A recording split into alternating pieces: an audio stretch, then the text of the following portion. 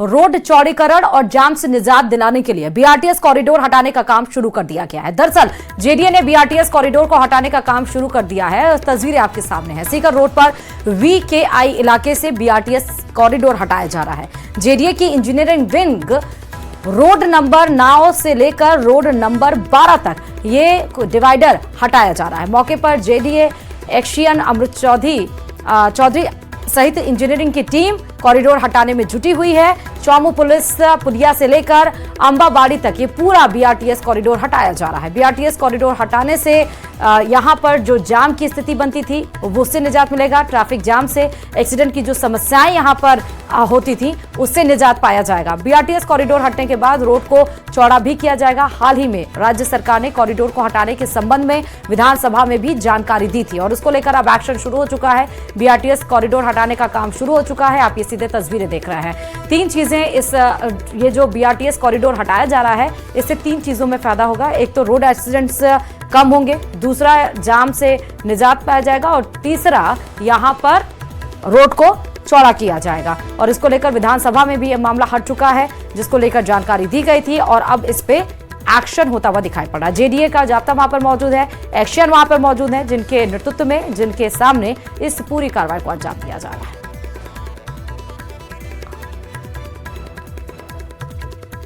और बात बूंदी से बड़ी खबर की। गुमानपुरा में एक फैक्ट्री में आग लग गई है। फैक्ट्री में एक शख्स के फंसे होने की सूचना भी आ रही है। अंदर फंसे युवक को बाहर निकालने का प्रयास किया जा रहा है। आग की सूचना पर तालेड़ा थाना पुलिस पहुंच चुकी है। फिलहाल आग लगने के कारणों का खुलासा नहीं हो पाया है। आग को बुझाने के प्रयास अभी जारी हैं, लेकिन सबसे बड़ा टास्क इसमें यह है कि उस आग में जो एक व्यक्ति फंस गया है उसको निकालने की यहां पर कोशिश की जा रही है। सीधे तस्वीर आपको दिखा रहा है। फैक्ट्री में एक शख्स के फंसे होने की यहां पर खबर है। अंदर फंसे युवक को बाहर निकालने का प्रयास जारी है। पुलिस जाब्ता वहां पर मौजूद हो चुका है। गुमानपुरा इलाके में आग से हड़कंप मच गया है। सीधे तस्वीरें आपको दिखा रहे हैं उस इलाके की, उस फैक्ट्री की जहां गुमानपुरा में उस फैक्ट्री में आग लगी। अभी आग किस वजह से लगी है फिलहाल इन कारणों का पता नहीं चल पाया है, लेकिन अभी यहां पर फैक्ट्री में फंसे एक व्यक्ति को निकालने का प्रयास किया जा रहा है। पुलिस जाब्ता, एनडीआरएफ की जो दमकल कर्मी है वो सीधे मौके पर मौजूद हैं। भारी वहां पर भीड़ भी आपको नजर आ रही है। ये तस्वीरें बूंदी से हैं। गुमानपुरा में एक फैक्ट्री में आग लगी है। ज्यादा जानकारी के साथ संवाददाता हिमांशु खबर पर जुड़ चुके हैं। हिमांशु, गुमानपुरा फैक्ट्री में आग लगी है, क्या कुछ अपडेट्स हैं? जो युवक फंसा उसको लेकर भी देखिए, बूंदी जिले का ये गुमानपुरा इलाका है जहां पर एक फैक्ट्री में आग लगी है और उस फैक्ट्री में एक व्यक्ति के फंसे होने की सूचना है।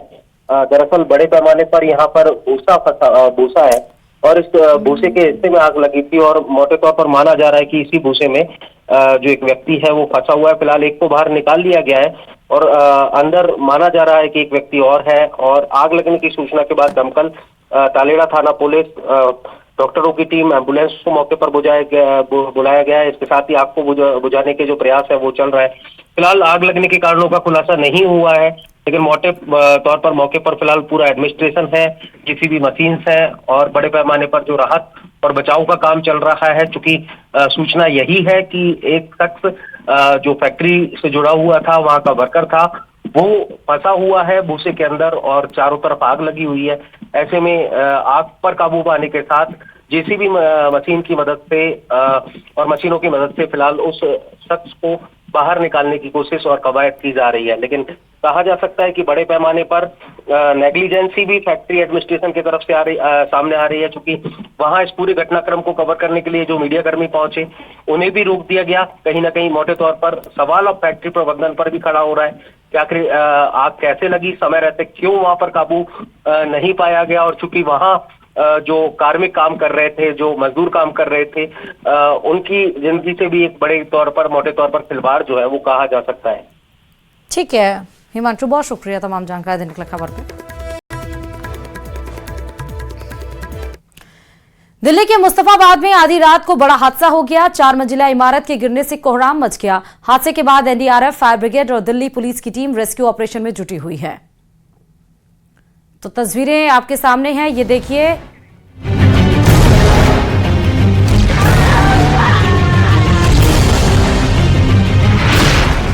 दिल्ली में मौत की इमारत से मातम।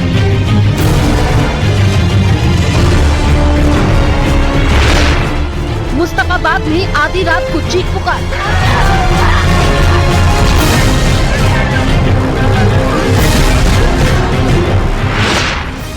मंजिला इमारत गिरने से कोहराम।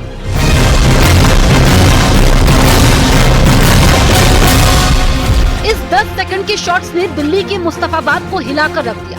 चंद सेकंड में 4 मंजिला इमारत भरभरा कर गिर गई। शुक्रवार देर रात करीब 2:30 बजे यह हादसा हुआ, जिसके बाद इलाके में चीख पुकार गूंजी।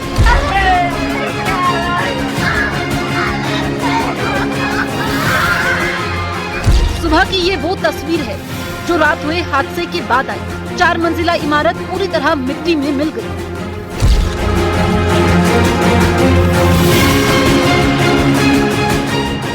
दिल्ली के दयालपुर इलाके में देर रात एक 4 मंजिला इमारत भरभरा कर गिर गई, जिसके बाद उस इमारत में फंसे हुए सभी लोग अंदर दब गए।